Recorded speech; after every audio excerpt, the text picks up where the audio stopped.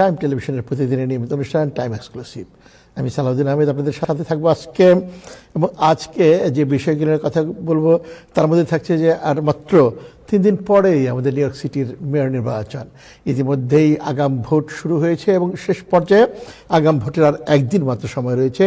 ব্যাপক সংখ্যক ভোটার আগাম ভোটে ভোট দিচ্ছেন, উৎসাহ উদ্দীপনা লক্ষ্য করছি।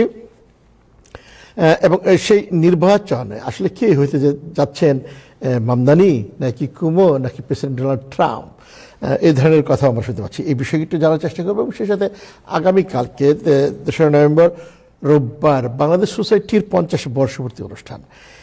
কেমন হবে এই উৎসব, বর্ষপূর্তি অনুষ্ঠান, সেই বিষয়টি একটু জানার চেষ্টা করবো। আমাদের কমিউনিটির বড় একটা ইভেন্ট বাংলাদেশ সোসাইটি, আমাদের যুক্তরাষ্ট্রের প্রবাসী সকল বাংলাদেশিদের সংগঠন হিসেবে আমরা মনে করি। এবং আজকে এবং অন্যান্য প্রসঙ্গ যদি অন্য বিষয় থাকে সেটাও আলোচনা থাকবে। এবং আমাদের প্যানেলিস্ট যারা থাকছেন, মেইনলি আজকে আমাদের ফোকাস থাকবে নিউ ইয়র্ক সিটির মেয়র নির্বাচন। থাকছেন জনাব হাসান ফেরদৌস, জনাব শামসুল হক, মোহাম্মদ আলী এবং জনাব নাজমুল আহসান, সম্পদের সাথে পরিচয়।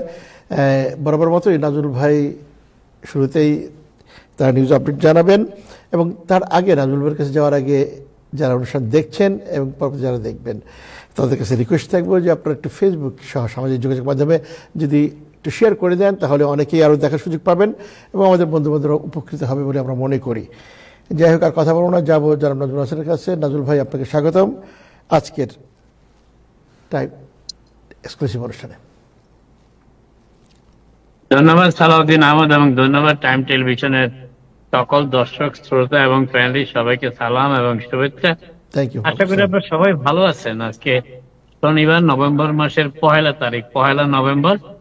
আমি এই মুহূর্তে নিউ ইয়র্কে নেই। আমি নিউ ইয়র্ক থেকে বেশ কয়েক ঘন্টার দূরত্বে যুক্তরাষ্ট্রের সবথেকে নিরাপদ নগর হিসাবে যেটি চিহ্নিত হয়েছে দিন কয়েক আগে, সেই রোড আইল্যান্ডের ওয়ারউইক শহর থেকে আপনাদের সাথে যোগ দিয়েছি।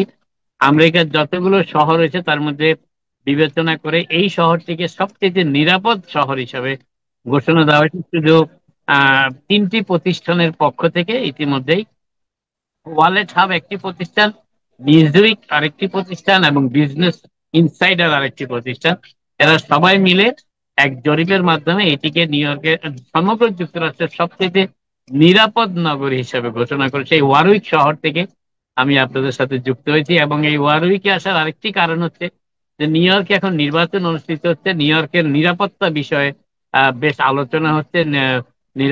কিভাবে নিউ ইয়র্ককে আরো নিরাপদ করা যায় সেই বিষয়ে প্রার্থীরা আলোচনা করছেন। জোহরান মামদানির ব্যাপারে কথা উঠেছে, পুলিশ ডিফান্ডিং নিয়ে, যদিও তিনি সেটি অস্বীকার করেছেন। অ্যান্ড্রু কুমো, যিনি প্রতিদ্বন্দ্বিতা করছেন জোহরান মামদানির বিরুদ্ধে, তিনি অতিরিক্ত 5000 পুলিশ নিয়োগ দেবেন বলে জানিয়েছেন যদি তিনি মেয়র নির্বাচিত হন। কিন্তু মেয়রের দায়িত্ব ছেড়ে দেওয়ার কয়েক মাস আগে মেয়র এরিক অ্যাডামস আরো 5000 পুলিশ মোতায়েনের ঘোষণা দিয়েছেন, প্রায় $300 মিলিয়ন বরাদ্দের মাধ্যমে। অতএব নিউ ইয়র্কের নিরাপত্তা বিষয়টি বেশ গুরুত্ব পাচ্ছে, যদিও আইন শৃঙ্খলা পরিস্থিতির কিছুটা উন্নতি আমরা লক্ষ্য করছি, বিশেষ করে মাস ট্রানজিট এবং সাবওয়ে গুলোতে। তবে সেই জন্যই এই নিউ ইয়র্কের থেকে এত দূরে আমার আসা। নিউ ইয়র্কের সমগ্র যুক্তরাষ্ট্রের সেফেস্ট নগরীতে আজকে এবং আগামীকাল আমি থাকবো সেখানে, এবং আমরা এই নগরের নিরাপত্তার বিষয়টি ওয়াকিবহাল হওয়ার চেষ্টা করবো। কারণ এখনো পর্যন্ত আমি এই শহরে কোনো পুলিশ গাড়ি চলতে দেখিনি, কোনো পুলিশের গাড়ি এখনো দেখিনি। রোড আইল্যান্ডের পুলিশের গাড়ি কিরকম সেই দৃশ্য আমরা এখনো চোখে পড়েনি। রাস্তাঘাট খুব নির্ঝঞ্ঝাট, খুবই পরিষ্কার, মানুষজন অত্যন্ত সজ্জন এবং খুবই একটু অন্য রকমের আমেরিকা আমি বলবো রোড আইল্যান্ড। যারা আসেননি তারা আসার কথাটা ভাবতেও পারেন। বিশেষ করে এই ওয়ারউইক শহর যখন যুক্তরাষ্ট্রের সেফেস্ট নগরী হিসেবে চিহ্নিত হচ্ছে, আমার আগ্রহটা আরেকটু বেশি আমি পেয়েছি এবং সেই জন্য এখানে এসেছি। যাই হোক, অন্য খবর দিয়ে রাখি, শাটডাউন এখনো চলছে। 31 দিন অতিবাহিত হয়ে আজকে আরো একদিন বেশি অতিবাহিত হলো, প্রায় 32 দিন। এবং এর যুক্তরাষ্ট্রের ইতিহাসে এত দীর্ঘস্থায়ী শাটডাউনের সাম্প্রতিক কোনো রেকর্ড নেই। এবং 32 দিন, প্রেসিডেন্ট ট্রাম্পের প্রথম মেয়াদে শাটডাউনটি ছিল 30 দিনের, কিন্তু এবার এটির মধ্যেই 32 দিন অতিবাহিত হয়েছে। এবং আজ থেকে জীবন প্রায় 40 মিলিয়নেরও বেশি মানুষের জীবনে দুর্ভোগ নেমে এসেছে। অনেকেরই ফুড স্ট্যাম্পের অ্যাকাউন্টে কোনো অর্থ জমা পড়েনি, এবং যারা এই ফুড স্ট্যাম্প সহযোগিতার উপর তাদের দৈনন্দিন খাদ্য চাহিদা মেটানোর চেষ্টা করতেন, তারা সমূহ বিপদে পড়েছেন। যদিও বিভিন্ন স্টেট তাদের সাহায্য সহযোগিতা করার প্রস্তাবনা দিচ্ছে, প্রতিশ্রুতি দিচ্ছে, কিন্তু সেগুলো খুবই অপ্রতুল। নিউ ইয়র্ক স্টেটের গভর্নর যদিও জরুরি অবস্থা ঘোষণা করেছেন ইতিমধ্যেই, এবং বেশ কিছু ফুড প্যান্ট্রি চালু করার ঘোষণা দিয়েছেন, তো তার সেটিও কোনোভাবে পর্যাপ্ত নয়। তবে রিপাবলিকান নেতৃত্বের মধ্যে একটি ভাঙ্গন সুর শোনা যাচ্ছে, বিশেষ করে প্রেসিডেন্ট ট্রাম্পের ঘনিষ্ঠ সমর্থক কংগ্রেস সদস্য মার্জরি টাইলার গ্রিন আজকেও আবার রিপাবলিকানদের সমালোচনা করেছেন এই শাটডাউন স্থায়ী হওয়ার ব্যাপারে, দীর্ঘস্থায়ী হওয়ার ব্যাপারে। এবং তিনি বলেছেন যে প্রশাসনের, বিশেষ করে রিপাবলিকান নেতৃত্বের এই অ্যাফোর্ডেবল কেয়ার একটা সাবসিডি বিষয়ে কিছুটা ছাড় দেওয়া প্রয়োজন ছিল, কারণ এতে আমেরিকার সাধারণ মানুষের দুর্ভোগ পোহাচ্ছে। অতএব এই বিষয়টি রিপাবলিকান নেতৃত্বের নজরে আসা উচিত ছিল, কিন্তু সেটি দুর্ভাগ্যবশত এখনো হয়নি।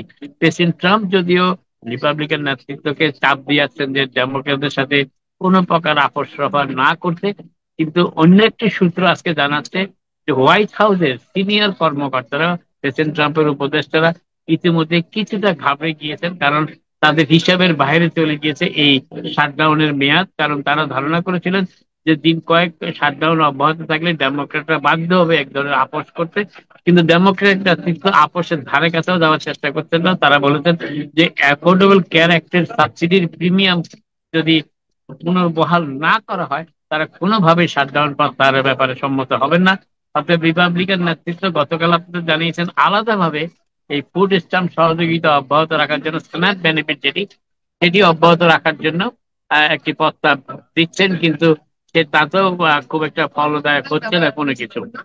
তো যাই হোক, আরেকটি বিষয় যেটি বলার চেষ্টা করছি সেটি হচ্ছে যে বলেছি 40 মিলিয়ন আমেরিকান খাদ্য সহযোগিতার অভাবে দুর্ভোগের মুখে পতিতেছেন, তাদের ব্যাপারে কিছু স্টেপ নিয়েছেন, কিন্তু এখনো মুশকিল আসলে কবে নাগাদ তারা পূর্ণাঙ্গ ফুড স্ট্যাম্প বেনিফিট কিংবা সুবিধা যেটি পেতেন আর্থিক, সেটি তারা পাবেন সেটি বলছেন। যদিও একজন বিচারক এই ফুড স্ট্যাম্পের অব্যাহত রাখার জন্য সরকারের যে অতিরিক্ত ইমার্জেন্সি ফান্ড রয়েছে প্রায় $5.9 বিলিয়ন, যদিও মাসিক ব্যয় ফুড স্ট্যাম্প বাবদ 8.5 থেকে 9 বিলিয়ন, কিন্তু সরকারের ফান্ডে অতিরিক্ত জমা পড়েছে রিজার্ভ ফান্ড হিসাবে, যেটি $5.9 বিলিয়ন।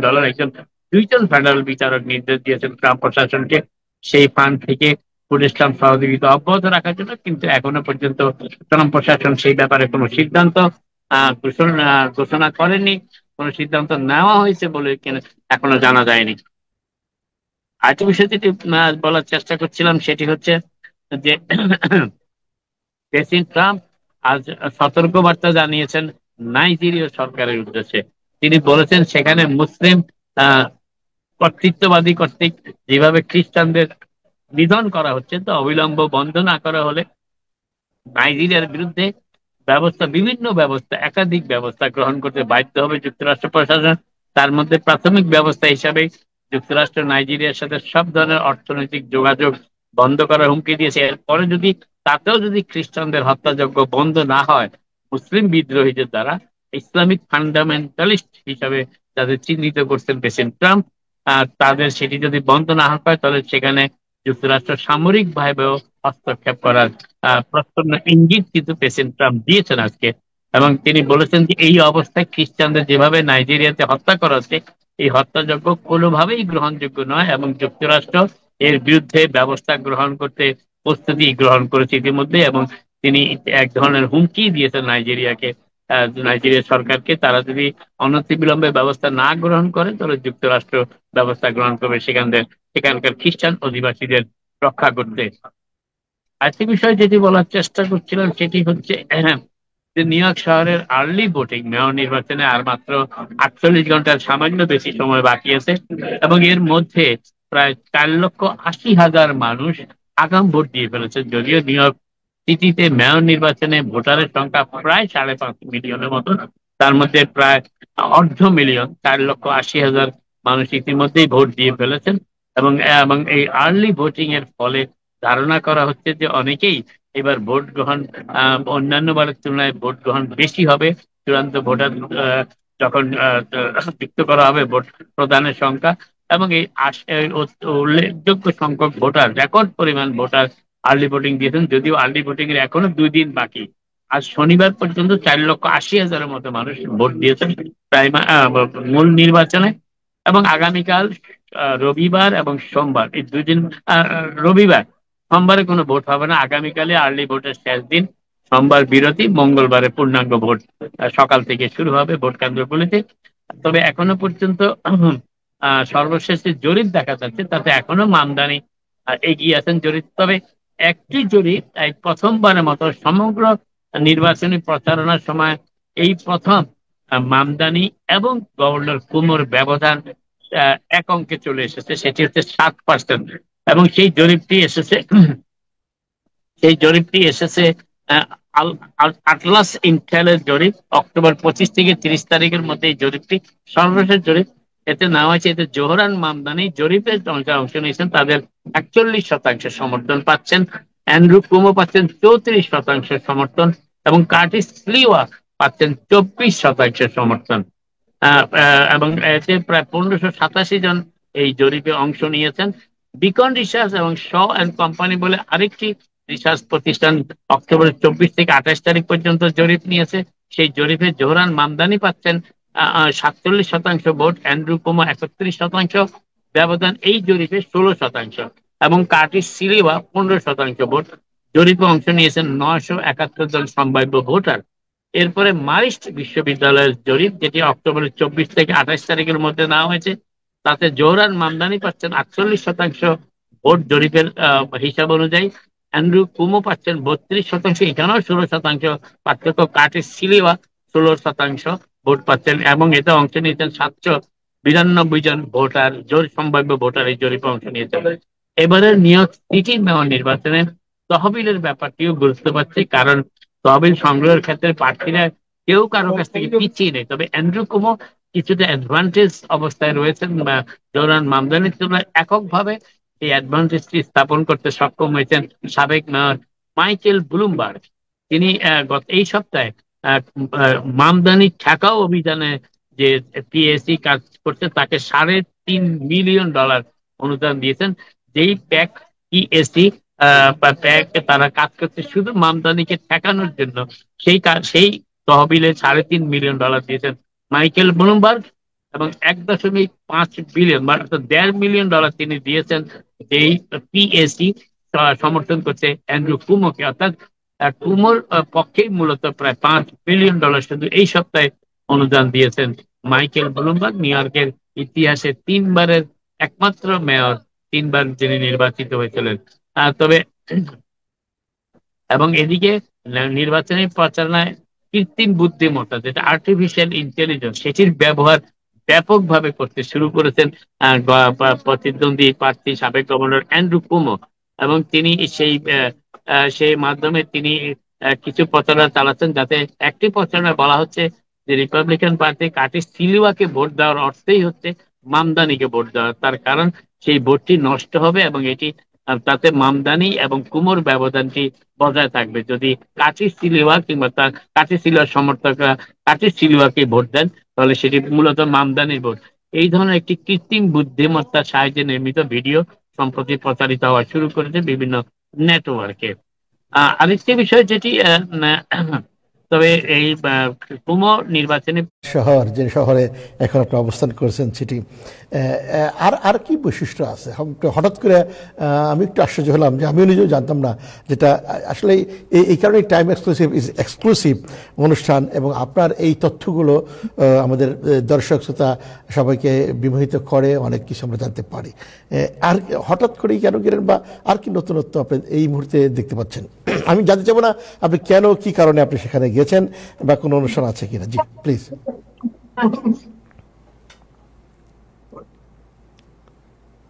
শুনতে পাচ্ছেন? হ্যাঁ, শুনতে পাচ্ছি, কি বলছেন? না, আমি জানতে চাচ্ছিলাম যে আপনি যে শহরে এখন আছেন, এই নিরাপত্তার কথা যেটা আপনি বললেন খুব ইম্পর্টেন্ট। কথা ইকো হচ্ছে, আমি শুনতেছি না স্পষ্ট। আমি কিন্তু আপনার কথা খুব সুন্দর শুনতে পাচ্ছি। ওকে, যে শহরে আপনি এখন আছেন সেই শহরটার নিরাপত্তার বিষয়টা আপনি যেটা শুরু করেছেন খুব ইম্পর্টেন্ট একটা বিষয়। আর কি নতুনত্ব আছে এই মুহূর্তে আপনি অবস্থান? আমি তো আসলে মাত্র কয়েক ঘন্টা, আগামীকাল একটু দেখে জানাই। না সেটা ঠিক আছে না, খুবই কারণ সুন্দর, আমার কাছে কিউরিসিটি যে খুবই সুন্দর ছিমছাম গোছানো শহর, অত্যন্ত পরিষ্কার, এবং বেশ খুব একটা আমি কি বলবো, মানে ভিড় ট্রাফিক জ্যাম খুব একটা নেই, আইন শৃঙ্খলা পরিস্থিতি আমি এখনো পর্যন্ত কোনো পুলিশের গাড়ি দেখিনি। আমি তো বললাম কয়েক ঘন্টা এই শহরে। দ্যাটস ট্রু, বাট এই কারণেই আমার কাছে যেটা মনে হচ্ছে যে টাইম এক্সক্লুসিভ, এই কারণেই টাইম এক্সক্লুসিভ মানে এক্সক্লুসিভ এই প্রোগ্রাম, যে প্রোগ্রামের মধ্য দিয়ে আপনি আপনি যে তথ্যগুলো দেন আমাদের দর্শক শ্রোতা বা পরবর্তী অনেকেই দেখেন, উপভোগ করেন। একটু আরেকটা যদি একটু জানি যে যাতায়াতের কিভাবে সুযোগ সুবিধা, মানে কিভাবে সহজে যাতায়াত করা যেতে পারে এই শহরটাতে। কি বললেন? নিউ ইয়র্ক সিটি থেকে আমরা যদি যেতে চাই, সহজ পথ কি, কিভাবে যেতে পারবো? গাড়ি তো লাগবেই, যাদের ড্রাইভিং করেন কারে চলে আসবেন। এমনি মানে সাবওয়ে তো নাই, বা ট্রেন লাইন আছে কোনো ট্রেন? আমার জানা মতে নাই। এবং এবং আমার মনে হয় যে যে কিছু বোধহয় খাওয়া দাওয়া করেছেন। রোড আইল্যান্ডের প্রভিডেন্স পর্যন্ত বাস আসে নিউ ইয়র্ক সিটি থেকে। আচ্ছা, এবং এবং সেখানকার যে দোকানপাট, খাওয়া দাওয়ার যে অ্যারেঞ্জমেন্ট, দাম টাম কিরকম? নিউ ইয়র্ক এই আমাদের সিটির মতোই নাকি ওখানে আলাদা ডিফারেন্ট কিছু? অন্য আমেরিকা, নিউ ইয়র্কের সাথে তুলনা করা ঠিক হবে না। ও মাই গড, নতুন একটা তথ্য। অন্য আমেরিকা, তার মানে আমেরিকার ভিতরেই আরেকটা আমেরিকা, আরেকটা শহর আমরা দেখতে পাচ্ছি। এনিওয়ে, থ্যাংক ইউ আপনাকে, আপনি এনজয় করুন, এবং কালকে হয়তো ডিটেলস হয়তো আর একটু কিছু জানাবেন, আমরা শুনতে পারবো। বাট আর কেউ কেউ বলছেন, যেটা আপনি বললেন যে কুমুর সঙ্গে আমাদের মমদানির যে জরিপটা অনেকটা মানে ফারাকটা কমতেছে, আপনার ব্যক্তিগত অভিমতটা এখন সেই মানে এই কি মানে কোনো অপিনিয়ন আছে কিনা এই বিষয় নিয়ে? আমার কোনো ব্যক্তিগত অভিমত নেই। যারা ভোটার তারা ভোট দিতে যাবেন, ভোটাধিকার প্রয়োগ করবেন, এটাই খুব ইম্পর্টেন্ট। কিন্তু হঠাৎ করেই এত কাছাকাছি চলে আসলো ডিফারেন্টটা, পার্থক্যটা। আসলে জরিপ দিয়ে কোনো কিছু মন্তব্য করা ঠিক না, জরিপ সবসময় সঠিক হয় না, এটা এটা আমি যেটা মনে করি না। তবে এই দুই পক্ষই খুব উজ্জীবিত, কুমুক ক্যাম্পেইন এবং মামদানি ক্যাম্পেইন, এবং কুমুক কিছুটা ট্র্যাকশন পাচ্ছে, কারণ কুমুর পিছনে বেশ ভালো অর্থ বিনিয়োগ করা হচ্ছে। দেখা যাক। এই অর্থটাই কি মেইন কারণ হিসেবে লক্ষ্য করা যাচ্ছে?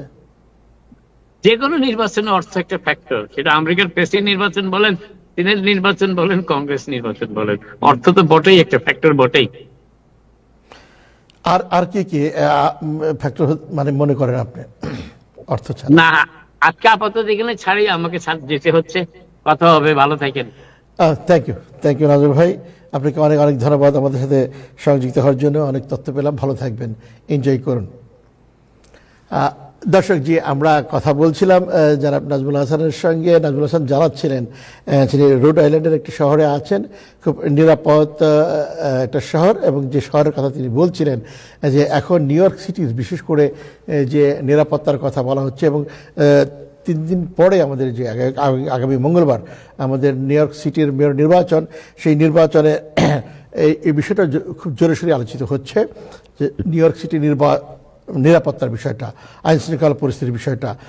এবং সেই ক্ষেত্রে যেটা নাজর ভাই একটু আগে মেনশন করেছেন, যে আমরাও পূর্বে খবর দেখেছি যে বর্তমান মেয়র যিনি এরিক অ্যাডামস ইলেকশন থেকে সরে দাঁড়িয়েছেন, কুমুকে সমর্থন করেছেন, তিনি 5,000 নতুন পুলিশ সদস্য নিয়োগ দেওয়ার উদ্যোগ নিয়েছেন এই আইন শৃঙ্খলা পরিস্থিতি উন্নতির কারণে।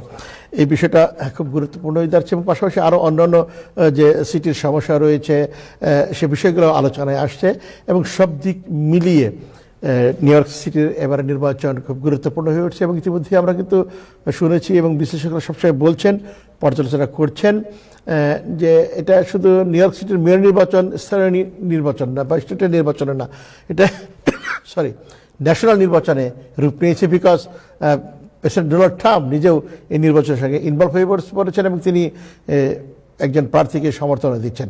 এবং পাশাপাশি আমরা দেখছি যে দেশ বিদেশের বিভিন্ন মিডিয়ায় কত গুরুত্ব পাচ্ছে এইবারে নিউ ইয়র্ক সিটি মেয়র নির্বাচন, এবং সব দেশেই মিডিয়াগুলোতে বিশেষ করে মামদানিকে নিয়ে নানান ধরনের প্রতিবেদন আমরা দেখছি, রিপোর্ট দেখছি। নিউ ইয়র্ক সিটির মেয়র নির্বাচনও সেই সঙ্গেই গুরুত্ব পাচ্ছে। তো আমরা ইতিমধ্যেই আমরা জেনেছি যে আগাম ভোট গত শনিবার থেকে শুরু হয়েছিল, সেটা রোববার পর্যন্ত চলবে। সোমবার দিন আগাম ভোট থাকবে না, মঙ্গলবার দিন ভোট হবে। ফাইনাল যে ভোটটা ইলেকশন ডে যেটাকে বলা হয় 4 নভেম্বর মঙ্গলবার। সো এই আগাম ভোটের মধ্যে বিপুল সংখ্যক মানুষ ভোট দিয়েছে। গতকালকে একটু কম ছিল ভোট কেন্দ্রে উপস্থিতি, বিকজ প্রাকৃতিক দুর্যোগের কারণে প্রচণ্ড বন্যা বৃষ্টি ছিল, বৃষ্টির কারণে অনেক জায়গায় বন্যার মতো অবস্থা দেখা দিয়েছিল এবং পাশাপাশি ঝোড়ো হাওয়া ছিল। সেই কারণে গতকালকে আগাম ভোট হয়েছে, বাট সংখ্যা খুব কম ছিল। বাট আজকেও অনেকে আগাম ভোট দিয়েছেন এবং কালকেও দেবেন। সোমবার দিন বন্ধ রেখে মঙ্গলবার দিন ভোট হবে। এবং এই আগাম ভোটে নতুন প্রজন্মের অংশগ্রহণ আমরা দেখছি, বাট যারা নতুন প্রজন্মের যারা ভোট দিয়েছেন তাদেরকে বলা হচ্ছে যে তারা মমতাজের বেশি সমর্থক হিসেবে অনেকে লক্ষ্য করেছেন, অনেক জরিপে আসছে। পাশাপাশি কুমুকে যারা ভোট দিচ্ছে তাদের সংখ্যা একটা বয়স্ক ছিল বলেও এরকম বিভিন্ন জরিপে আমরা লক্ষ্য করছি। সব মিলিয়ে নানান ধরনের হিসাব নিকাশ হচ্ছে এই মঙ্গলবারের মেয়র নির্বাচন ঘিরে। এবং এই নির্বাচনটা নিঃসন্দেহে এবার একটা ঐতিহাসিক নির্বাচন হতে যাচ্ছে, কারণ ইতিপূর্বে অন্তত আমার এই 26 বছর আমেরিকান জীবনে আমি এরকম দেখিনি যে এরকম একটা গুরুত্বপূর্ণ নির্বাচন, এত জমজমাট নির্বাচন এবং ন্যাশনাল পর্যায়ে এত আলোচনা। যদিও একটু আগে নাজমুল বলছিলেন যে সাবেক মেয়র ব্লুমবার্গ 3 বার নির্বাচিত হয়েছিলেন একটা আইন করে, পরপর 2 বার বেশি মেয়র নির্বাচন হওয়া যায় না। এনিওয়ে আমরা একটু আমাদের কমিউনিটির, বাংলাদেশ সোসাইটির যে 50 বছর পূর্তি অনুষ্ঠান, সেই বিষয়টা একটু আপডেট জানবো এবং আগামীকালকে সে অনুষ্ঠান, সেই বিষয়টা জানবো আমাদের বাংলাদেশ সোসাইটির যিনি এখন সাধারণ সম্পাদকের দায়িত্ব পালন করছেন মোহাম্মদ আলী ভাই। মোহাম্মদ আলী ভাই আমাদের সাথে সংযুক্ত হয়েছেন। মোহাম্মদ আলী ভাই, একটা ঐতিহাসিক দিনই বলা চলে বাংলাদেশ কমিউনিটির জন্য, বাংলাদেশ সোসাইটির জন্য 50 বছর পূর্তি আগামীকাল। কি প্রস্তুতি, কি হবে, আমরা কি পাবো, প্রত্যাশা কি? জি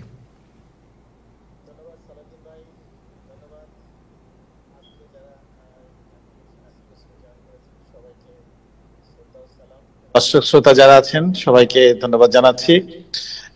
সত্যি একটা ঐতিহাসিক দিন হবে আগামীকাল। বাংলাদেশ সোসাইটি 50 বছর উদযাপন করতে যাচ্ছে। এই বাংলাদেশ সোসাইটি হচ্ছে ঐক্যের প্রতীক। এই 50টি বছর আমরা আমাদের অগ্রজ যারা ছিলেন, আমাদের যারা নেতৃত্ব দিয়েছেন, তাদের নিরলস প্রচেষ্টা, তাদের অক্লান্ত পরিশ্রম এবং বর্তমান কমিটির অক্লান্ত পরিশ্রমের ফলে আমরা একটা অনুষ্ঠান করতে যাচ্ছি। এই অনুষ্ঠানে বেসিক্যালি আমরা জানেন ইতিমধ্যে আমরা একটা সংবাদ সম্মেলন করেছিলাম, সেখানে আমরা বিস্তারিত বলেছি বা আমরা যা এক্সপেক্টেড করেছিলাম তার চেয়েও বেশি আমাদের কমিউনিটির নেতৃবৃন্দ সাড়া দিয়েছেন, কমিউনিটির গেস্ট যারা আমাদের হবেন তারা সাড়া দিয়েছেন। আমরা এখনো রিকোয়েস্ট পাচ্ছি টিকেটের জন্য, সিটের জন্য। বাট যে হলটা আমরা নিয়েছি আপনারা টেরেস অন দ্য পার্ক কুইন্সে করোনাতে, সেখানে 1000-এর উপরে সিট নেই। আমরা অনেক চেষ্টা করেছিলাম আর একটি হল, আর একটু জায়গা আরো বাড়ানো যায় কিনা, কারণ আমাদের অলরেডি 1000 গেস্ট অলরেডি তারা কাউন্ট হয়েছেন, রেজিস্ট্রেশন করেছেন। সো এর চেয়ে বেশি আমরা করতে পারছি না। সেই হিসাবে আপনার মাধ্যমে প্রথমে অনুরোধ করব, যারা রেজিস্ট্রেশন করেন নাই দয়া করে সেখানে আপনারা ঢুকতে পারবেন না, কারণ সেখানে আর সিট নেই। সিট থাকলে হয়তো আমরা ব্যবস্থা করতে পারতাম। তো যেহেতু আপনারা রেজিস্ট্রেশন করতে পারেন নাই সময় মতো, সেই হিসেবে আমরা দুঃখিত, সেখানে আপনাদেরকে অ্যাকোমোডেশন করতে পারবো না। আর বেসিক্যালি আমরা নতুন প্রজন্মকে সেখানে চেষ্টা করব, তাদের কাছ থেকে জানতে চাইবো। একটা সেমিনার রয়েছে ছোট, যে একেবারে ওই যে যারা অংশগ্রহণ করবেন ইউনিভার্সিটির ছেলে মেয়েরা, আমাদেরই সন্তান, যারা হার্ভার্ড অন্যান্য বিশ্ববিদ্যালয়ে তারা লেখাপড়া করছেন, তাদের দিয়ে একটা সেমিনার করা হবে। সেই সেমিনারে আমরা তাদের কাছ থেকে জানতে চাইবো আমাদের কমিউনিটি বা সোসাইটি তারা কেমন দেখতে চায়, কারণ আমাদের পরে তো তারাই নেতৃত্ব দেবে আমাদের কমিউনিটি। বাট আমরা কিভাবে চলছি সেটা যদি তারা পছন্দ না করে, তাদের পছন্দ কি হতে পারে এবং সেখানে নতুন প্রজন্ম কিভাবে জয়েন করবে, এই একটা সেমিনার রয়েছে। তাছাড়া আমরা এখানে 7 জন ব্যক্তিকে যারা এই কমিউনিটি বিনির্মাণে সহযোগিতা করেছেন, 7 জন বিশিষ্ট ব্যক্তিদেরকে আমরা সেখানে সম্মাননা প্রদান করব। এবং বাংলাদেশ সোসাইটির এই 50 বছরে যেসব কমিটির নেতৃত্ব দিয়েছেন প্রেসিডেন্ট, সেক্রেটারি সহ, তাদেরকে সেখানে আমরা দাওয়াত করেছি এবং তারা মোটামুটি বেশি অর্ধেক মানুষই সাড়া দিয়েছে। অনেকে হয়তো এখানে নাই, অনেকে আবার আমাদের ছেড়ে চলে গিয়েছেন। যারা আছেন তাদেরকে আমরা সম্মাননা দেব বাংলাদেশ সোসাইটির বর্তমান কমিটির পক্ষ থেকে।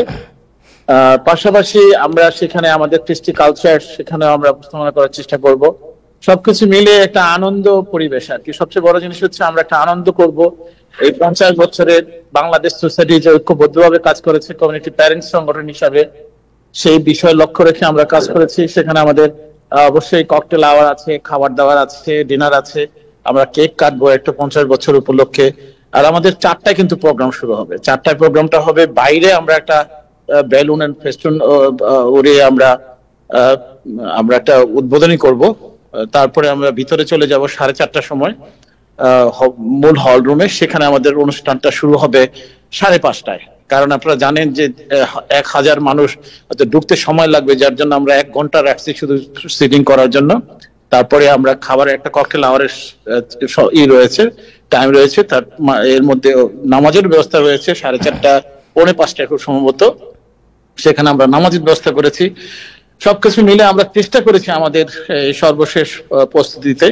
তারপরও ভুল ত্রুটি হতে পারে, আগেই আপনাদের কাছে দুঃখ প্রকাশ করবো এই জন্য যে আমরা 1000-এর উপরে লোক গেস্ট আমাদের সাথে জয়েন করতে চেয়েছিল, আমরা পারিনি তাদেরকে রেজিস্ট্রেশন করাতে। এই জন্য আন্তরিকভাবে দুঃখিত সোসাইটির পক্ষ থেকে।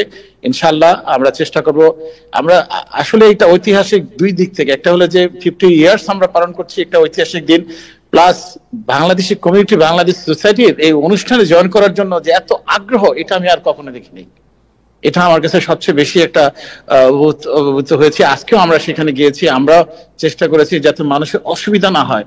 আজকে লাইভ করেছি আমি সেখান থেকে, যাতে কিভাবে হল রুমটা ঢুকতে হবে, যাতে মানুষের কষ্ট না হয়, না দাঁড়িয়ে থাকতে হয়, আমরা সাইড বাই সাইড দেখানোর চেষ্টা করেছি। সবকিছু মিলে আমি মনে করি যদি সবাই একটু স্যাক্রিফাইস করে, যে সোসাইটি আমরা বিলং করি, ইনশাল্লাহ অনুষ্ঠানটা ভালো হবে। Thank you. আরেকটা বিষয়, যাই হোক মোটামুটি গতানুগতিক অনুষ্ঠান হবে না বুঝতে পারলাম, এবং খুব পরিপাটি সিমসাম এবং সময়ের মধ্যেই অনুষ্ঠানটা ঠিক রাখতে হবে, কারণ সময়ের বাড়তিতে সুযোগ নাই। Thank you. আরেকটা বিষয়, যে একটা খবর শুনলাম যে বাংলাদেশ সোসাইটির ভবন বা বাংলাদেশ সোসাইটির কমিউনিটি সেন্টারের ক্রয় করা হয়েছে, মানে এটা চুক্তি করা হয়েছে। ইন ফিউচারে আমরা এই বিষয়টা একটু যদি জানাতেন আমাদের দর্শকদের প্লিজ। প্রথমে আলহামদুলিল্লাহ, বাংলাদেশ সোসাইটি সবসময় বাংলাদেশ সোসাইটি কে মানুষ একটা স্বপ্নের একটা ভবন দেখতে চায় বা একটা স্বপ্নের কমিউনিটি সেন্টার দেখতে চায়। আমরা ইতিমধ্যে গতকাল পবিত্র জুম্মার পরপরই আমরা একটা কন্ট্যাক্ট করেছি। সেই কন্ট্যাক্টটা অ্যাড্রেসটা হচ্ছে 189-10 হিলসাইড অ্যাভিনিউ। হিউজ একটা বিল্ডিং, প্রায় 10,500-11,000 স্কোয়ার ফিট। নিচে গ্যারেজ রয়েছে এবং উপরে তালাটা অফিস স্পেস রয়েছে, এবং আরো আমরা ভবিষ্যতে এটাকে আমরা আরো এক্সটেনশন করতে পারবো। সবকিছু মিলে একটা সুন্দর একটা বিল্ডিং আমরা পেয়েছি। ইনশাআল্লাহ সবাই যদি সহযোগিতা করেন, বিকজ এখানে 4.9 মিলিয়ন দিয়ে বিল্ডিংটা ক্রয় করা হয়েছে। আমরা ইনিশিয়াল একটা $200,000 ডাউন পেমেন্ট দিয়েছি। পরবর্তীতে আমরা কিছু 4.7 আমাদেরকে ফান্ড রেজ করতে হবে। এই রেজটা আমরা করতে পারলে যত দ্রুত আমরা এটা পেইড অফ করতে পারবো, বাংলাদেশ সোসাইটি প্রতি মাসে $30,000-35,000 সেখান থেকে ইনকাম আসবে। সেই ইনকাম থেকে খরচ যে টাকাটা থাকবে সেটা আমরা কমিটির হিসাবে আমরা রেজিস্টার করতে পারবো আরো বেশি করে। থ্যাংক ইউ, থ্যাংক ইউ, অনেক ধন্যবাদ। একটা সুখবর আমরা পেলাম অনেকদিন পরে।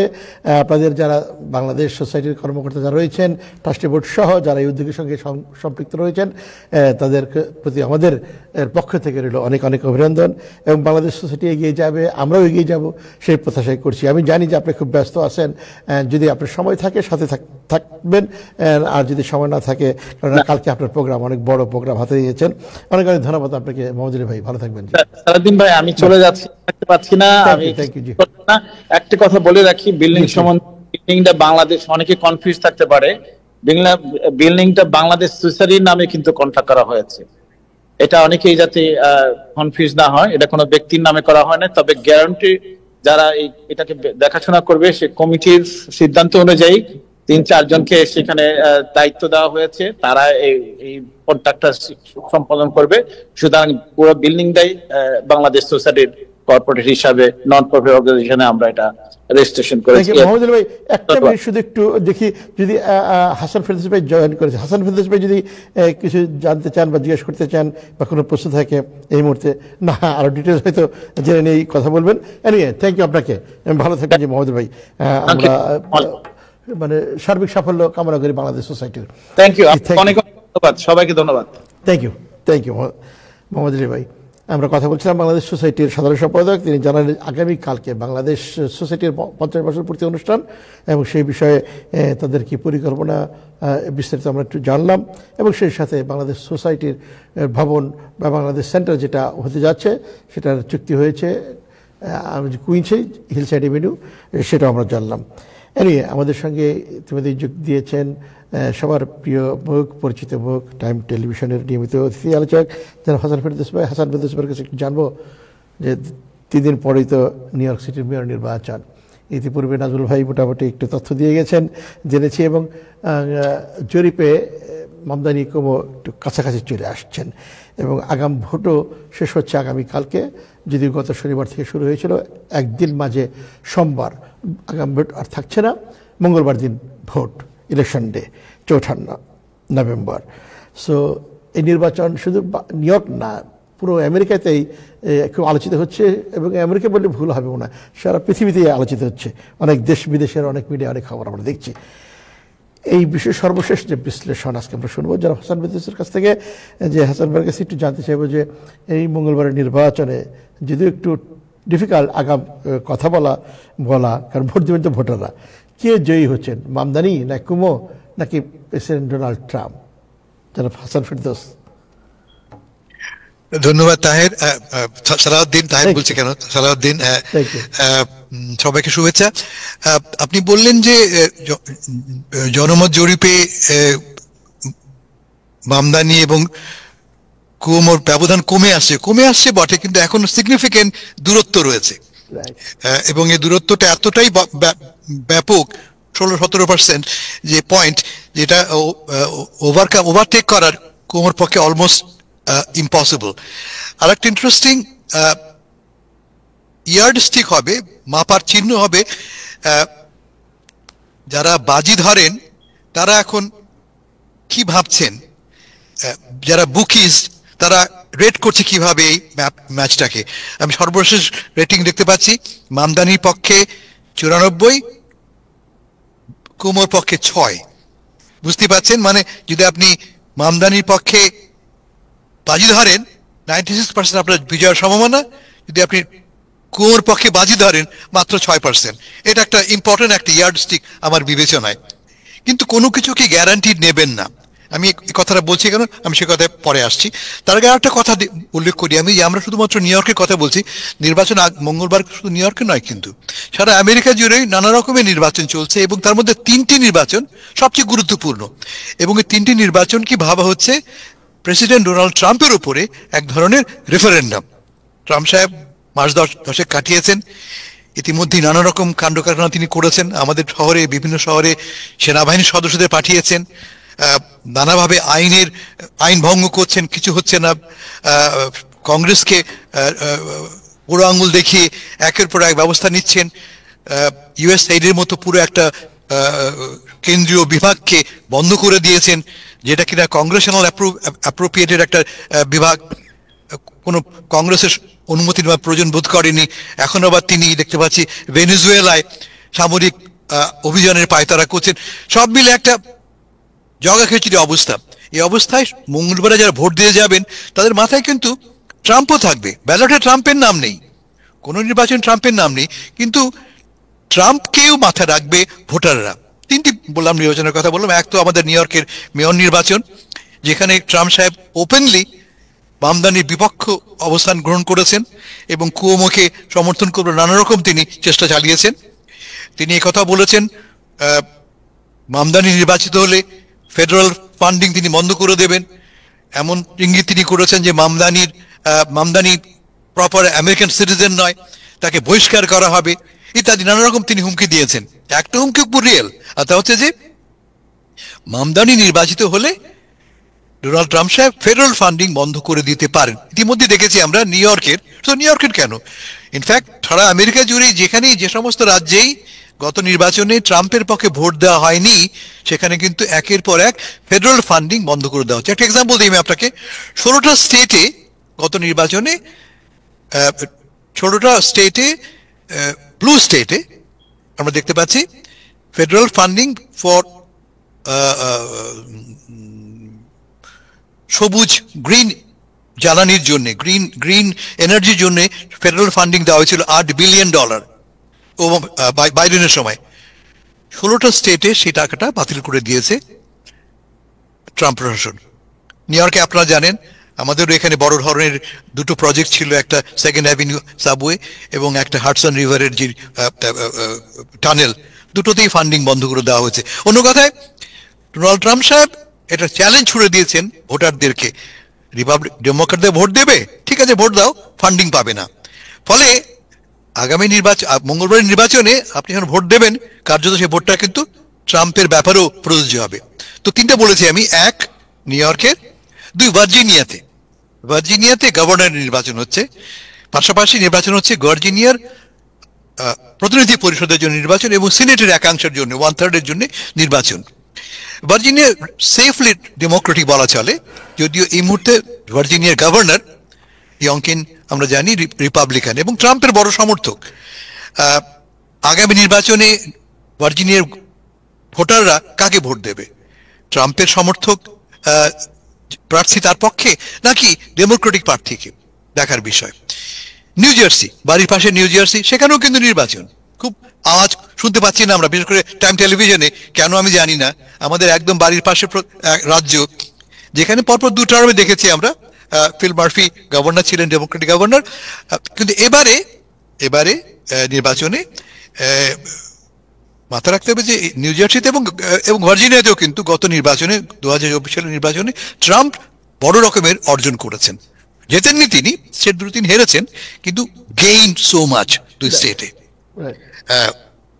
আমাদের নিউ ইয়র্কেও তিনি 23% আগের বার পেয়েছিলেন, 24 সালে পেয়েছেন 30%, মানে 7% তিনি গেইন করেছেন। আমরা দেখব যে এই নির্বাচন, এই 3টি নির্বাচনে, আমি 3টে বললাম, ফোর্থ হচ্ছে ক্যালিফোর্নিয়াতে একটি গণভোট হচ্ছে, রেফারেন্ডাম হচ্ছে অন রিডিস্ট্রিক্টিং। আপনারা জানেন ট্রাম্প সাহেবের নির্দেশে টেক্সাস ইতিমধ্যে নির্বাচনী ম্যাপ কেটে আরো 5টি সেফ রিপাবলিকান সিটের ব্যবস্থা করা হয়েছে কংগ্রেসের জন্য। কারণটা খুব স্পষ্ট, মধ্যবর্তী নির্বাচন, আগামী বছরের নির্বাচনে ভাবা হচ্ছে যে হয়তোবা ট্রাম্প সাহেবের দলের, রিপাবলিকান দলের বিপর্যয় ঘটতে পারে। সেই বিপর্যয় এড়াতেই ট্রাম্প সাহেবের নির্দেশে টেক্সাস দেখেছি আমরা, আরো 2-1টি স্টেটে হবে হয়তোবা, টেক্সাস অলরেডি হয়ে গেছে, 5টি অতিরিক্ত সেফ রিপাবলিকান সিট কেটে বের করা হয়েছে। তাকে চ্যালেঞ্জ দিয়ে দেখতে পাচ্ছি আমরা ক্যালিফোর্নিয়া গেভেন নিউসাম গভর্নর, তিনি বলছেন যে ঠিক আছে তুই 5টা করছো, তো আমিও 5টা, আমার এই সেফ রিপাবলিকান ডেমোক্রেটিক স্টেটে আমিও অ্যাটলিস্ট 5টা সেফ ডেমোক্রেটিক স্টেট খুঁজে বার করব। সেইটা বের করার জন্যই গণভোট। ক্যালিফোর্নিয়ার নিয়ম হচ্ছে যে ম্যাপটা মূলত একটি ইন্ডিপেন্ডেন্ট কমিশন করে থাকে, তাকে বাতিল করে যাতে করে গণভোটের মাধ্যমে এই রিডিস্ট্রিক্টিং করা যায়, সেজন্য এই উদ্যোগ নিয়েছেন কেভিন নিউসাম এবং ভাবা হচ্ছে যে এই উদ্যোগ সফল হবে। কিন্তু প্রতিটা ক্ষেত্রেই নিউ ইয়র্কে, নিউ জার্সিতে, ভার্জিনিয়াতে এবং ক্যালিফোর্নিয়াতে ট্রাম্প নেই, অথচ ট্রাম্প আছে। ফলে দেখার বিষয় হবে যে আগামী নির্বাচনে শেষ পর্যন্ত কি দাঁড়ায়।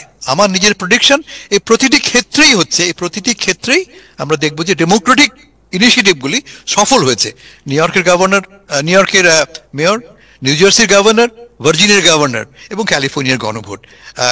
অন্য কথায় আমরা মঙ্গলবারই একটা রায় পেয়ে যাব ট্রাম্প সাহেব গত 10 মাসে কেমন করেছেন, এবং তার ভিত্তিতে পরবর্তী 16 মাস, নভেম্বরে 26 নভেম্বরে আমাদের মিড টার্ম নির্বাচন, তারও একটা মাপকাঠি বা মেজারমেন্ট স্টিক আমরা পেয়ে যাব। Thank you. বেশ গুরুত্বপূর্ণ বিশ্লেষণ আমরা শুনলাম। বাট একটু আগে নাজমুল হাসান বলছেন যে এবারের নির্বাচনে, মেয়র নির্বাচনে অর্থ বড় ফ্যাক্টর হয়ে দাঁড়াচ্ছে, যে কারণে হয়তো যে ব্যবধান যেটা বলছিলাম আমি, যে একটু কমে আসছে। যদি আমরা দেখতে পাচ্ছি যে অনেক ফার, আপনার যেটা বিশ্লেষণ বলছেন যে এটা কমে আসার অত সহজ না, সেই ক্ষেত্রে ব্লুমবার্গ আজকে মোটা অঙ্কের অর্থ ডোনেট করেছেন। সেরকম এই অর্থর যে ডোনেশন বা অর্থ দিয়ে কি এই নির্বাচনে এগিয়ে আসতে পারবে? না, কুয়োমোর প্রধান শক্তি এই মুহূর্তে দুটো জিনিস, অর্থ তো আছেই, অর্থ তার আগেও ছিল, এখনো আছে। তার প্রধান শক্তি হচ্ছে ভয় এবং ঘৃণা, ফিয়ার অ্যান্ড হেট। ফিয়ার কিরকম? ট্রাম্প সাহেব শুরু করেছিলেন, মামদানি একটা কমিউনিস্ট, মামদানি একটা পাগল, সে ক্ষমতায় আসলেই নিউ ইয়র্কের 12টা বাজবে, এটা একটা এই পুরনো ভয় তিনি দেখাচ্ছেন। এর সঙ্গে যুক্ত হয়েছে কোমর ঘৃণা।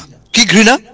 এই লোকটি একটা মুসলমান, সে ইহুদি বিদ্বেষী, সে ক্ষমতায় আসলে আবারও 9/11 ঘটবে।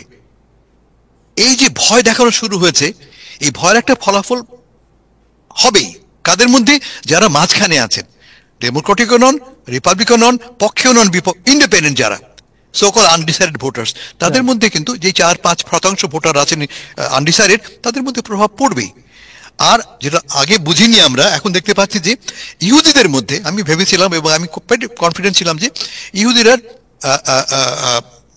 মামদানির পক্ষে র্যালি করবে, কিন্তু এই ক্যাম্পেইনের ফলটা দাঁড়াচ্ছে এই যে সর্বশেষ কি দেখছিলাম আমরা, 650 জন ইহুদি রাবাই সারা দেশ জুড়ে, সারা দেশের 650 জন প্রধান রাবাই মামদানির বিরুদ্ধে রায় দিয়েছেন, এই বলে যে মামদানির অবস্থানটা ইহুদি স্বার্থের বিরুদ্ধে।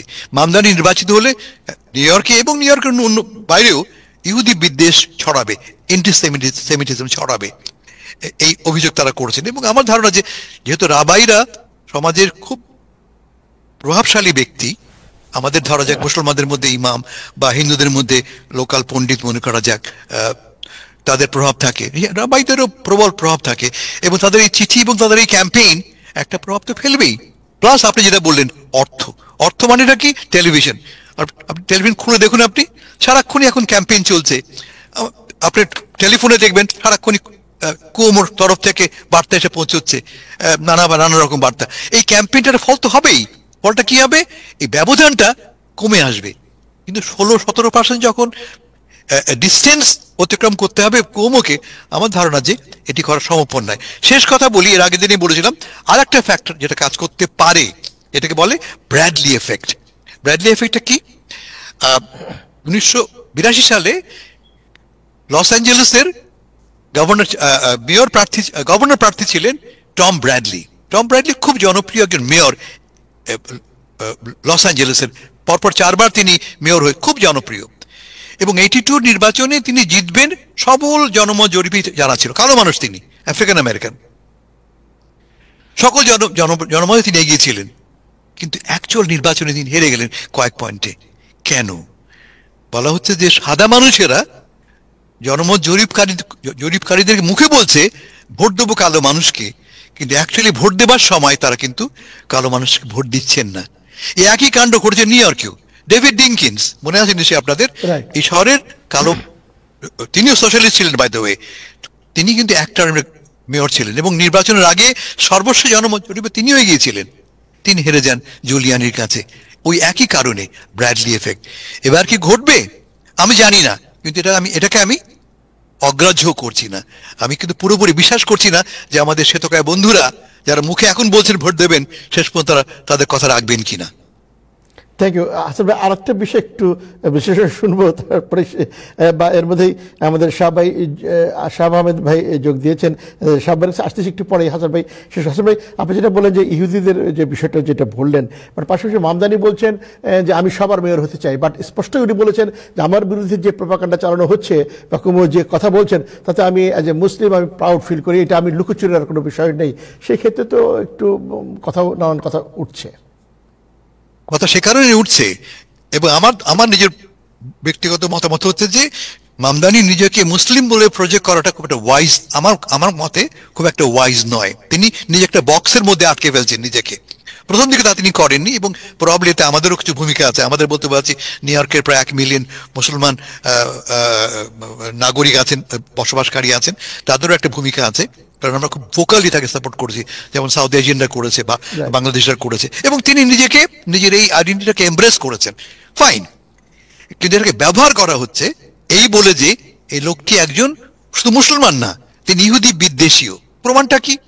তিনি যে ভাষায় আক্রমণ করেছেন ইসরায়েলকে, তিনি যে ভাষায় গাজার জেনোসাইড নিয়ে কথা বলেছেন, ইহুদিরা তো বলে না যে গাজায় জেনোসাইড হয়েছে, বলে না। এখানে অন্য একটা কথা বলে রাখি সালাউদ্দিন, এর আগে কথা হয়েছিল যে অ্যান্টিসেমিটিজম এবং এন্টি জায়নিজম, এই তফাৎটা কিন্তু করতে হবে। অ্যান্টিসেমিটিজম মানে হচ্ছে গিয়ে ইহুদি বিদ্বেষ, মানুষ হিসেবে, ব্যক্তি হিসেবে, জাতি গোত্র হিসেবে ইহুদিদের প্রতি বিদ্বেষ, এটি আমরা কখনো করব না। কিন্তু আমরা অবশ্যই ইসরায়েল সরকারের নীতি নিয়ে আমরা সমালোচনা করতে পারি, সেটা হচ্ছে অ্যান্টি জায়নিজম। মামদানির যে অবস্থান তা হচ্ছে অ্যান্টি জায়নিজম, অ্যান্টিসেমিটিজম না। কিন্তু কখনোই তার সবচেয়ে কাছের বন্ধুকে, কাছের কমরেডকে, ব্র্যাড ল্যান্ডার, যে কিনা একজন ইহুদি, তার সবচেয়ে শক্ত সমর্থন এসছে কোত্থেকে? জুইশ ভয়েস ফর পিস বলে যে গ্রুপটা আছে, তারা সমর্থন দিয়েছে, ব্রুকলিনের ইহুদিরা তাকে সমর্থন দিয়েছেন। কিন্তু এর বাইরে রক্ষণশীল, বিশেষ করে শহরের বাইরের এবং দেশের বাইরের ইহুদিরা পয়সা দিচ্ছে, ক্যাম্পেইনে যুক্ত হচ্ছে একথা বলবার জন্য যে এই লোকটিকে ঠেকাও। কারণটা কি? গাজা তো একটা বড় ফ্যাক্টর। তার বিরুদ্ধে বলা হচ্ছে যে তিনি এই যে অবস্থানটা গ্রহণ করছে, মাথা রাখতে হবে যে এই মামদানির এই অবস্থান শুধুমাত্র মামদানির একার না, কিন্তু মার্কিন যুক্তরাষ্ট্রের ক্লোজ টু 60% লোক ইসরায়েলের বিপক্ষে অবস্থান নিয়েছে, মোর দেন 60% এই মুহূর্তে অবস্থান নিয়েছে। ফলে মামদানি এটা একার না। এই যে পরিবর্তনটা ঘটেছে তার মূল কারণটা কি? গাজায় যা ঘটে গেল গত 2 বছরে, এটা অভাবনীয়। সারা বিশ্বের মানুষই তার বিরুদ্ধে দাঁড়িয়েছে, আমরাও দাঁড়িয়েছি, মামদানিও দাঁড়িয়েছে, অবাকের কিছু নেই। এই সহজ বাস্তবতাটা মানতে রাজি নয় কিন্তু এখনো রক্ষণশীল ইহুদিরা। আমার বিশ্বাস যে এই নির্বাচনে মামদানির পক্ষে বড় শক্তি হবে এই শহরের প্রগ্রেসিভ জুইশরা। Thank you. আমরা যাচ্ছি হাসান ভাই, অনেক ধন্যবাদ আপনাকে, চমৎকার বিশ্লেষণ শুনলাম। আমাদের দর্শক যারা দেখছেন, যারা দেখবেন তারাও এনজয় করবেন। যোগ দিয়েছেন শাহাব আহমেদ ভাই, ফার্মাসিস্ট। শাহাব ভাই, হাসান ভাই যে বিশ্লেষণ করলেন, এবং বা এই 2 দিন পরেই তো নিউ ইয়র্ক সিটির নির্বাচন, মেয়র নির্বাচন, মঙ্গলবার, আগামী মঙ্গলবার, কি বলবেন? আমি যতটা দেখতেছি যে আজকে জ্যাকসন হাইটে কাজ করছিলাম, তারপরে জামাইকায় এবং অ্যাস্টোরিয়াতে, বিশেষ করে আমাদের যে এশিয়ান কমিউনিটি যেটা আছে, বাংলাদেশি, পাকিস্তানি এবং অন্যান্য ক্যারিবিয়ান কান্ট্রি যারা আছে, তারা কিন্তু অনেকটা মামদানিকে 60 থেকে 70% সাপোর্ট করতেছে, ভোট দিবে। কিন্তু কিছু কিছু যারা গোড়া রিপাবলিকান আছে, কিছু বাঙালিও আছে, তারা কিন্তু বলতেছে আমরা রিপাবলিকান করি, আমরা রিপাবলিকানদের ভোট দেব। কিন্তু আমাদের আবার কিছু কিছু লোক আছে, তারা ডাইরেক্টলি ফেসবুকে মামদানির বিরুদ্ধে বিভিন্ন অপপ্রচার করে যাচ্ছে। সেটা কিন্তু ওইভাবে কারোরই করা উচিত না। আর যেটা আমাদের এক্স গভর্নর যেভাবে তার যে সমর্থন পাচ্ছে বিভিন্ন বড় লোকদের কাছ থেকে, আপনার হোম ডিপোর মালিক যে নিউ ইয়র্কে থাকেও না, নিউ ইয়র্ক সিটির সে ভোটারও না, তারপর আরও কয়েক বিলিয়নাররা তার বিরুদ্ধে যেভাবে বিভিন্ন প্যাকেজ টাকা দিয়ে দান করে বিভিন্ন টিভিতে অ্যাড, CNN বলেন, NBC, বিভিন্ন ন্যাশনাল টিভিতে অ্যাড দিচ্ছে, তাকে বলতেছে কমিউনিস্ট, অ্যান্টি ইসরায়েল, এইভাবে বলাতে কিছুটা এফেক্ট তো হচ্ছেই। এখন কতটা, বিশেষ করে হাসান ভাই যেটা বললেন, আমাদের সাদা ভাইরা কতটা তাকে ডাইরেক্টলি তারা সামনাসামনি বলতে পারে আমরা সাপোর্ট করব, কিন্তু পরে কি করে ভোট বাক্সে সেটা তো কেউ জানে না। এই একটা কিছু ফল হতেই পারে, তাই না? সেটার কোনো সন্দেহ নেই, কিন্তু কেউ কেউ সেটাও সন্দেহ করতেছে। কিন্তু সে যদি আমরা মনে করতাম এই এশিয়ানদের 190% ভোট পেত, এবং তার সাথে ক্যারিবিয়ান এবং আমাদের ব্ল্যাক, যে আমেরিকান ব্ল্যাক যারা আছে, যারা আজকে যেরকম সে মানে হারলেমে গেছিল, এখন এদের এই ভোটটা যদি সে 50%ও পায়, সম্ভাবনা আছে তার 90% মেয়র হওয়ার। কিন্তু আরেকটা যেটা আবার বলতে চাইছিলাম, আমাদের এই সমস্ত ইলেকশনের কারণে এবং শাটডাউনের কারণে আজকে থেকে কিন্তু অনেক পেশেন্ট কমপ্লেন করতেছে, তারা কিন্তু তাদের এই যে টাকাটা পায় স্ন্যাপ অথবা যে বিভিন্ন ফান্ড তাদের কার্ডে আসে, সেটা কিন্তু এখনও তারা পাচ্ছে না। এবং এই গভর্নর যেটা বলতেছে সেইটা রিপ্লেনিশ করবে, কিন্তু আবার আজকে দেখলাম, নিউজে দেখলাম, যদি এগ্রিকালচার ডিপার্টমেন্ট বলতেছে তুমি রিপ্লেনিশ যদি করো তোমার বাজেট থেকে, আশা করো না যে আমি তোমাদের এই টাকাটা আমরা তোমাকে আবার ফেরত দিব, আমাদের কাছ থেকে তোমাকে এটা রিপ্লেস করব। সেই দিক থেকেও আমাদের মনে হয় যে সমস্ত গভর্নররা এগুলো করতেছে তাদেরও মনে হয় অনেক চিন্তা ভাবনা করে তাদের তাদের যে বাজেট আছে ওই বাজেট থেকে যে টাকাটা দিবে সেটা তাদের চিন্তা করতে হবে। Thank you, thank you. জি, আজকে আমদানি জামাইকাতে বড় র্যালি হ্যাঁ, উনি করছে দেখছি, অনেক লোক হয়েছে মনে হয় জামাইকার হিল সাইড 175 যে পার্ক সেখানে, এবং গতকালকে জুমার নামাজে সম্ভবত সাউথ জামাইকা একটা মসজিদে কুমো যোগ দিয়েছেন, সেখানে বাংলাদেশ কমিউনিটি নীতিমন্ত্রী ছিলেন। হাসান ভাই, শাহ ভাই যে কথা বললেন সে প্রেক্ষিতে আপনার কি কিছু বলার? উদ্বেগ তো বটেই। স্ন্যাপের ফান্ডিং বন্ধ করে দেওয়া হয়েছে বা রিপ্লেনিশ করা হয়নি, কিন্তু দুটো আদালত জানি আমরা, আদালত সরকারকে ফেডারেল গভর্নমেন্ট নির্দেশ দিয়েছে টাকাটা রিলিজ করবার জন্য। এই এনাফ সময় পাওয়া যায়নি বলে, নির্দেশটা এনাফ আগে আসেনি বলে সময় মতো রিলিজ করা হয়নি। নির্দেশে পৌঁছে গেছে এবং আমরা হয়তো 2-1 দিন বিলম্ব হবে, টাকাটা রিপ্লেনিশ হবে, এতে কোনো সন্দেহ নাই। আর সবাই যেটা বললেন আমি একটু অ্যাড করি, সাদা মানুষদের কথা তো আমি বললাম বটে, কিন্তু ডিফারেন্সটা যেহেতু অলমোস্ট 16-17%, 16-17% ডিফারেন্স ওভারকাম করা অলমোস্ট ইম্পসিবল। যদি সমস্ত ওপিনিয়ন পোল ভুল হয় তাহলে এক কথা, ভুল হতে পারে, কিন্তু একই কাণ্ড দেখেছি আমরা 2016 সালে হিলারি ক্লিন্টনের সময় 94% বলা, নিউ ইয়র্ক টাইমস একদিন আগে বলেছিল 87% জেতার সম্ভাবনা, সেই হিলারি ক্লিন্টন হেরে গেলেন। কিন্তু ফলে কোনো গ্যারেন্টি নেই, সেই জন্যই খুব জরুরি হচ্ছে মামদানির পক্ষে দাঁড়ানো। কেন মামদানিকে ভোট দেবো আমরা একটু বলে নেই ফাঁকে। মামদানি হচ্ছে আমি, আপনি, আপনার মতো আমার মতো একজন লোক মামদানি। তিনি একজন ইমিগ্রেন্ট। খুব একটা ভালো কথা বলেছে মেহেদী হাসান, ব্রিটিশ আমেরিকান সাংবাদিক। তিনি বলছেন যে ট্রাম্প সাহেব তো বলেছেন যে America for American, who is an American? তুমি ট্রাম্প, তুমি কুমো এই দেশে জন্মগ্রহণ করেছো, আর আমি বিদেশ থেকে এসে আমার দেশ ত্যাগ করে তোমাকে আমি গ্রহণ করেছি। কে বেশি ভালোবাসে দেশটাকে? এই দেশটাকে তো ভালোবেসে আমি এসেছি আমার দেশ ত্যাগ করে, ফলে I M a better American. তোমার চেয়ে আমি বেটার আমেরিকান, তুমি তো অটোমেটিক পেয়ে গেছো। আর আমি সংগ্রাম করে, ফাইট করে, লড়াই করে, কতগুলি দেশ অতিক্রম করে হেঁটে হেঁটে এসে এদেশে এসেছি আমি। So I M a better American. এবং সে কারণেই মামদানিও একই কথা বলছেন যে আমার ভ্যালুসটা, যে ভ্যালুসকে আমি রিপ্রেজেন্ট করি, সেই ভ্যালুসটা আমেরিকান ভ্যালুস। কেমন? এটা একটা দিক। আর 2 নম্বর, প্রোগ্রেসিভনেস। এই দেশটা, এই শহরটা ক্রমান্বয়ে আমার জন্য বসবাসের অযোগ্য হয়ে পড়ছে, এ নিয়ে কোনো তর্ক তো নেই। সব ভাই বলেন, আপনারা সবাই আমরা একই কথা ঘুরে ফিরে বলি, এই দেশ, এই শহরটা আমরা বাস করতে পারছি না। শহর চলে যাচ্ছি আমরা, বাফালোতে চলে যাচ্ছি আমরা, অন্য শহরে। মামদানি বলছেন যে এই শহরটাকে আমি অধিক বসবাসযোগ্য করতে চাই। এর চাইতে অতি উত্তম উদ্যোগ আর কি হতে পারে? হয়তো উনি সাকসেসফুল হবেন না, কিন্তু এই স্বপ্ন তিনি দেখছেন এবং আমাদের দেখাচ্ছেন।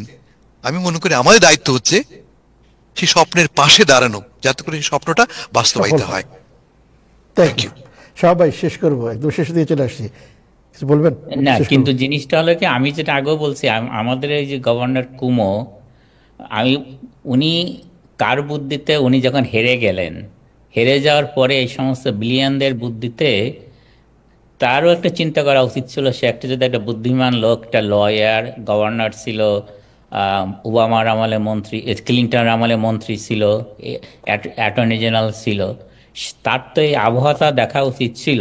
সে যদি কিছুক্ষণ দেরি করে, যদি কোনো, আমাদের সুমার তো জানা কথাই, আর কতদিন সে থাকবে সিনেটর, এই পজিশনে সে যদি দাঁড়াইতো, তার জন্য আরো উপযুক্ত পজিশন হতো।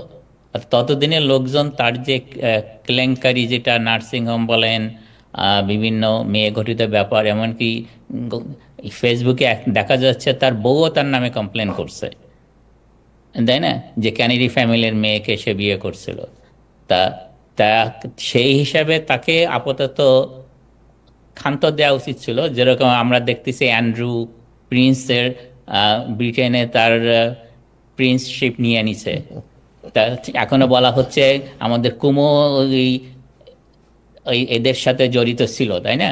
অর্থাৎ সে তখন তো গভর্নর ছিল। Right. Thank you. Thank you, চমৎকার চমৎকার।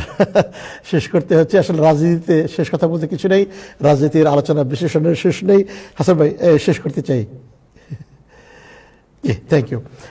আজকের মতো এখানেই শেষ করবো। শেষ করার আগে অবশ্যই কৃতজ্ঞতা জানাবো, ধন্যবাদ জানাবো আজকে যারা প্যানেলে ছিলেন, বিশেষ করে যারা হাসান ফেরদৌস, যারা মোহাম্মদ আলী, শাহাব আহমেদ এবং যারা নাজমুল হাসান, এবং সেই সাথে আমাদের অনুষ্ঠানের প্রাণ, যাদের জন্য আমাদের এই অনুষ্ঠান, আমাদের সেই প্রিয় দর্শক, দেশ বিদেশে যারা যেখান থেকেই অনুষ্ঠান দেখছেন এবং পরবর্তী যারা দেখবেন, তাদের প্রতি রইল অনেক অনেক ভালোবাসা। আর শেষ কথাটি বলতে চাই যে মঙ্গলবার নির্বাচন, আগামীকাল বিশেষ করে নিউ ইয়র্ক সিটির আগাম ভোট দেওয়ার সুযোগ রয়েছে। যারা ভোট দেননি তারা আপনার পছন্দের প্রার্থীকে ভোট দিন, এবং মঙ্গলবার অবশ্যই তো ভোট দিবেন, এবং সেই ভোটের মধ্য দিয়ে আমরা নতুন একটা নেতৃত্ব পাবো এবং নতুন একটা সুন্দর শহর দেখতে চাই।